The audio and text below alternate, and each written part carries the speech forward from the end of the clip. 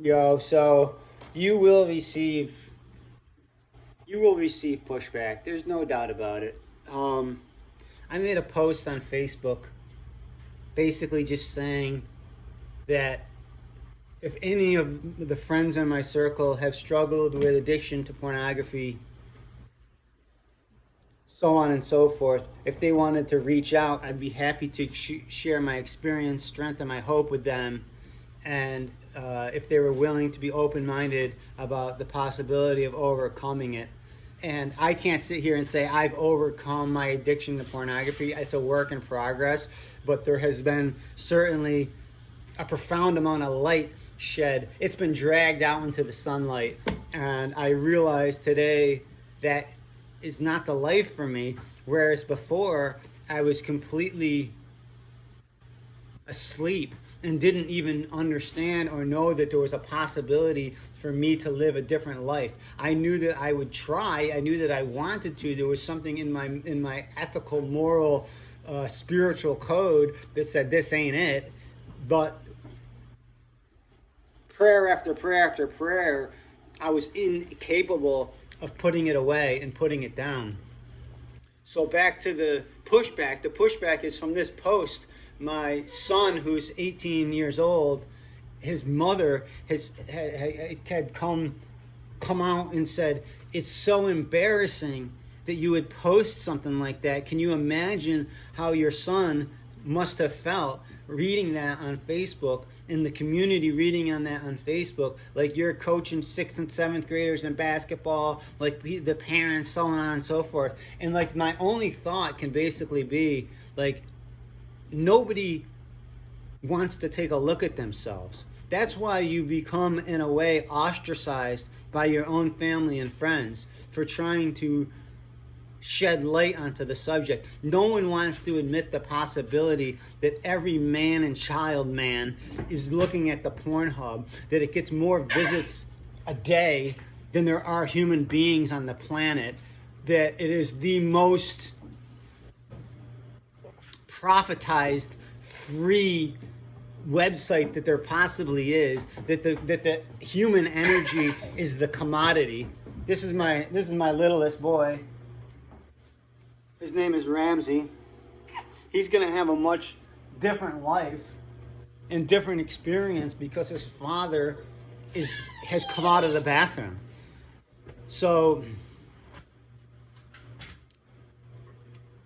I think we all experience the truth at different times. We experience challenges at different times. We experience the rewards at different times. Some people put down the PMO and start the retention and immediately start feeling all these amazing benefits. I mean, one of the benefits that I have received is conversations in public with women and men and whomever. I mentioned this in another video that I just made that was kind of crappy, that like I can speak to a woman and sincerely ask her about her life and ask her about how she's doing and ask her opinion on things without any agenda. I've never once experienced a conversation with a woman without an agenda. If she was hot, my agenda was to impress upon her and get her to like me. If she wasn't hot, I would try to impress upon her and get her to like me so that a woman that was hot would see that I was a nice guy. There was angles upon angles. Everything I did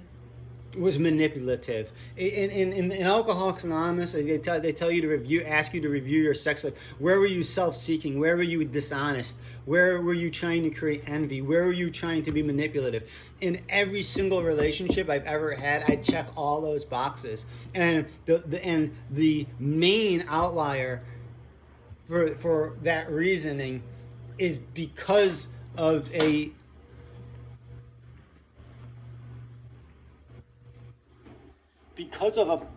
powerful addiction to self-soothing and staring at women. My eyes deceived me. And now I realize that one little blip, one little pixel will begin to undermine any momentum that I gain through abstinence. You know, in every man's struggle, it talks about bouncing the eyes. I mean, it's even more intense than bouncing the eyes. It is like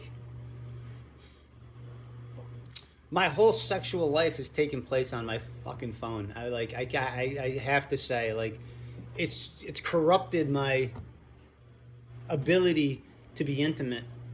You know, not in the intimacy that I'm learning about, like playing cards with somebody. Me and my wife have been playing Rummy Cube. You know, she is incredibly supportive. She has no problem with anything that I'm going through or processing. I believe that she will never understand the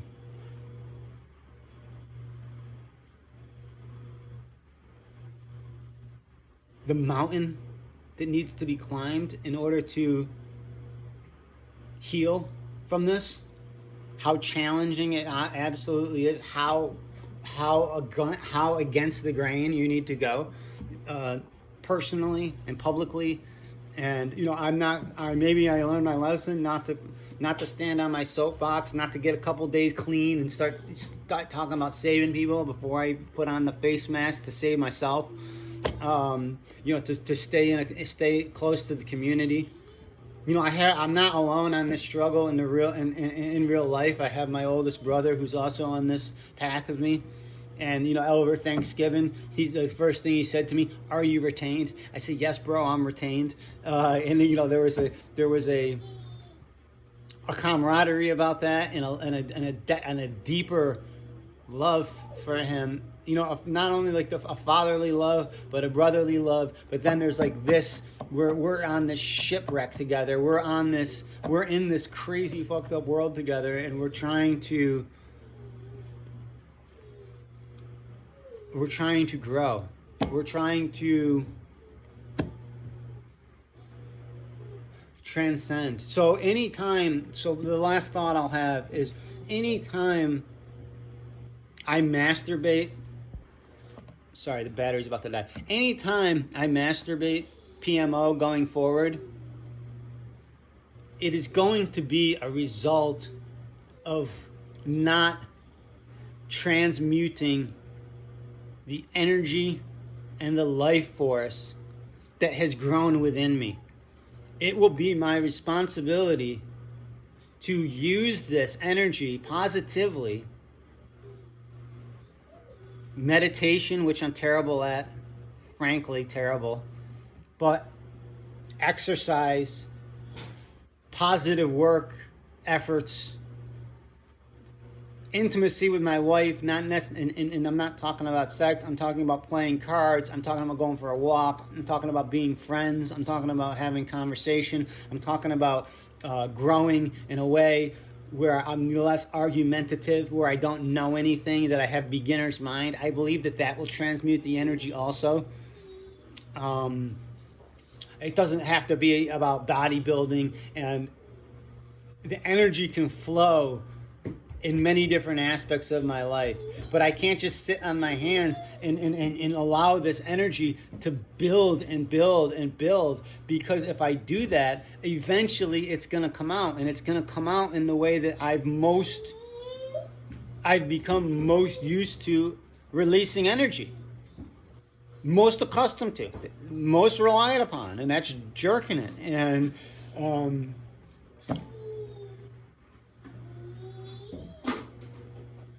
so the promises, man, the promises in semen retention are real. I can't sit here and say that, like, oh, I've experienced them all, but I believe in them. I believe in them wholeheartedly. And it doesn't mean that I'm entitled to every single one. God's grace is going to bless me with what it's going to be.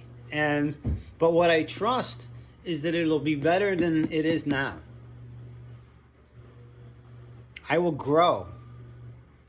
And then I will be faced with more challenges because of the growth. I will take on more responsibilities. I will be ostracized by the people around me. Maybe because of the energetic field I'm putting up. Because I will be less likely to keep my mouth shut in situations where I think the truth needs to be spoken. You know, this whole family not liking the fact that I talked to my 18-year-old about semen retention. And I said to him, I just said, listen, man, I wish I knew that there was another way when I was 18 years old. I wish I knew. The fact that the whole country, the whole flat fucking earth is spanking it with their Reddit subs and everything else.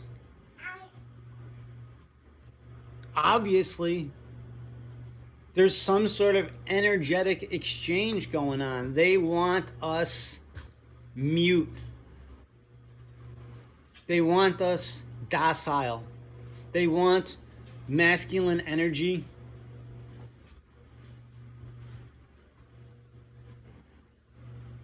cut off at the head, decapitated.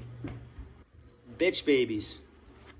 That's essentially what they have. I mean, they've been incredibly successful, and there's no way, except for a few people that have been blessed enough to come across this information, that have any way to transcend it. They just, I mean, the idea that, like, I have a stepson also who's also 18 years old, and I mentioned it to him, and he shot it down so quick. He defended it so quick. He believes wholeheartedly that the more women you bag, the more manly you are.